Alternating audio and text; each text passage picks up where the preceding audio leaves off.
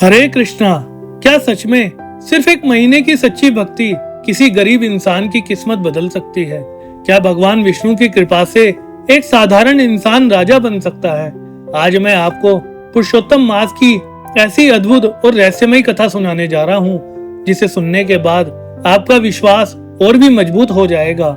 इसलिए इस कथा को अंत तक जरूर सुनिए, क्योंकि अंत में एक ऐसा चमत्कार हुआ जिसे देखकर पूरा राज्य हैरान रह गया। बहुत समय पहले एक सुंदर नगर था। उस नगर में एक गरीब व्यक्ति रहता था, जिसका नाम था माधव। माधव बहुत गरीब था। उसके पास न धन था, न जमीन थी और न ही कोई बड़ा सहारा। वह अपनी पत्नी और छोटे बच्चों के साथ एक छोटी सी झोपड़ी में रहता था। दिन भर मजदूरी करता, तब जाकर शाम को परिवार के लिए भोजन का इंतजाम कर पाता था। लेकिन एक चीज उसके पास बहुत बड़ी थी, भगवान विष्णु के प्रति अटूट विश्वास। हर सुबह वह सूर्योदय से पहले उठता, स्नान करता और भगवान विष्णु का नाम लेकर कहता, हे प्रभु, मेरे पास आपको देने के लिए कुछ नहीं है, लेकिन मेरा विश्वास और भक्ति हमेशा आपके चरणों में ही है। लोग उसका मजाक उड़ाते थे। वे कहते, अरे माधव, भगवान का नाम लेने से पेट नहीं भरता, मेहनत करो तभी कुछ होगा। माधव मुस्कुराकर कहता, भगवान देर करते हैं, अंधेर नहीं। दिन बीतते गए। एक दिन नगर में एक संत आए। नगर के सभी लोग उनके दर्शन के लिए पहुँचे और माधव भी वहाँ पहुँच गया। संत ने सबको आशीर्वाद दिया और बोले, कुछ दिनों बाद पुरुषोत्तम मास शुरू होने वाला है। यह महीना बहुत पवित्र होता है। इस महीने में जो सच्चे मन से भगवान विष्णु की पूजा करता है, उसके जीवन के दुख दूर हो जाते हैं। माधव यह सुनकर बहुत खुश हुआ। वह घर पहुंचा और पत्नी से बोला, मैं इस पूरे पुरुषोत्तम मास भगवान विष्णु की पूजा करूंगा। पत्नी बोली, हमारे घर में खाने के लिए कुछ नहीं है और आपको पूजा की पड़ी है। माधव मुस्कुराया, जिसने हमें जन्म दिया है वही हमारी चिंता भी करेगा। अगले दिन पुरुषोत्तम मास शुरू हो गया। माधव सुबह जल्दी उठता, नदी में स्नान करता और भगवान विष्णु के मंदिर जाता। उसके पास फूल खरीदने के पैसे नहीं थे। वह रास्ते से गिरे हुए फूल उठाता और प्रेम से भगवान को अर्पित करता।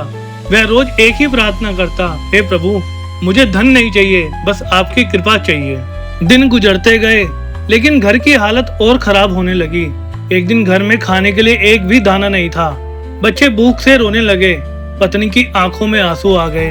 वह बोली, अब भी आपकी भक्ति खत्म नहीं हुई। माधव कुछ नहीं बोला।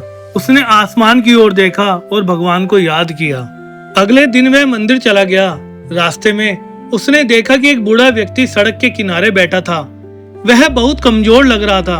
उस बूढ़े ने कहा, बेटा, 2 दिन से भूखा हूँ। माधव के पास सिर्फ 2 रोटियां थी, जो वह अपने लिए लेकर जा रहा था। उसने बिना सोचे दोनों रोटियां उस बूढ़े को दे दी।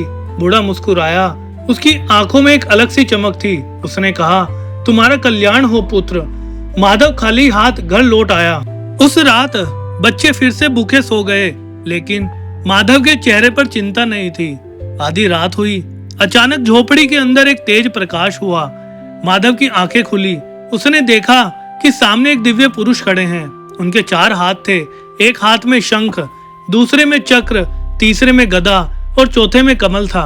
माधव समझ गया, ये स्वयं भगवान विष्णु है।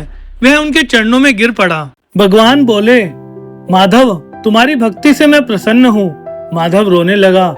भगवान बोले, तुमने अपने दुखों की चिंता नहीं की, लेकिन दूसरों का दुख दूर किया, इसलिए अब तुम्हारे जीवन के कष्ट समाप्त होंगे। इतना कहकर भगवान अदृश्य हो गए। सुबह हुई। उसी समय पूरे राज्य में एक बड़ी समस्या खड़ी हो गई। राजा की अचानक मृत्यु हो गई थी। राजा की कोई संतान नहीं थी। अब प्रश्न था कि नया राजा कौन बनेगा।